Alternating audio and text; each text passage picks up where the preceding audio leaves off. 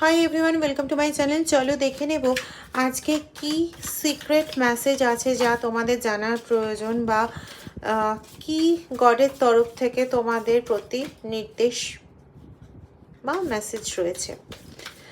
বলে রাখি, timeless reading, সকলের জন্য রিডিং। যখন রিডিং এনার্জি তোমার সঙ্গে ম্যাচ করবে তখন তুমি নিজেই বুঝতে পারবে, এবং প্লিজ তখন রিডিংটাকে কিন্তু ইগনোর করো না।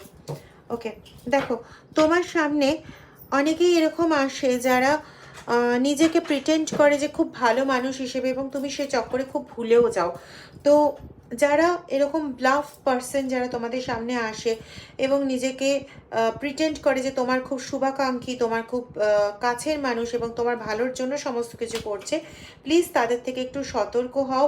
এবং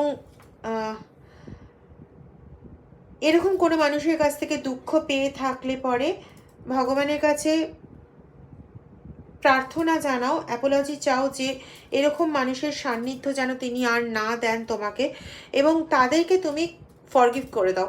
সেটাকে ধরে বসে থেকো না, তাদেরকে ফরগিভ করে দাও।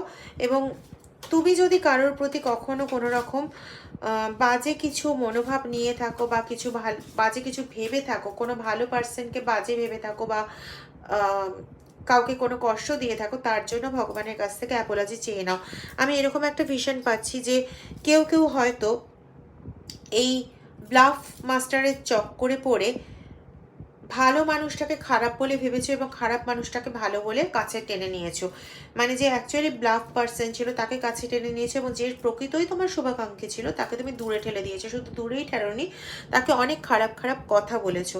তো তার জন্য তুমি যেটা করবে, এখন তুমি বুঝে গেছো কে তোমাকে বাজে কথাবার্তা, মানে বাজে উদ্দেশ্যে তোমাকে কাছে টেনেছিল এবং কে তোমার ভালো চেয়েছিল। তো যাকে তুমি কষ্ট দিয়েছো তার জন্য তুমি গডের কাছ থেকে ক্ষমা চেয়ে নাও, এবং পারলে পরে যদি তাকে সামনে পাও তাহলে তার কাছ থেকেও ক্ষমা চেয়ে নাও। তুমি এমনিতে খুব লয়াল পার্সন, তুমি জেনে শুনে এই কাজটা করোনি, এবং তুমি যখনই এই কাজটা মানে অ্যাপোলজিটা চেয়ে নেবে তখন তুমি কিন্তু গডের তরফ থেকেও সম্পূর্ণ সহযোগিতা সমস্ত কিছুটা তুমি পাবে। ঠিক আছে, কোথাও তোমার ভুল ছিল, সেই ভুলটা তোমাকে স্বীকার করতে হবে। এটা স্ট্রেস নিয়ে কোনো লাভ নেই, এটার জন্য টেনশন নিয়েও কোনো লাভ নেই, এটার জন্য স্ট্রেস নিয়ে কোনো লাভ নেই। জাস্ট তোমাকে স্বীকার করতে হবে গডের কাছে যে তুমি ভুল করে ফেলেছিলে। তারপরে সমস্ত জিনিসটা, সমস্ত সিচুয়েশনটা কিন্তু তোমার কন্ট্রোলে আসতে বাধ্য। ওকে, এনার্জি যদি ক্লেম করতে হয় তাহলে please like, share, subscribe and comment. Thank you.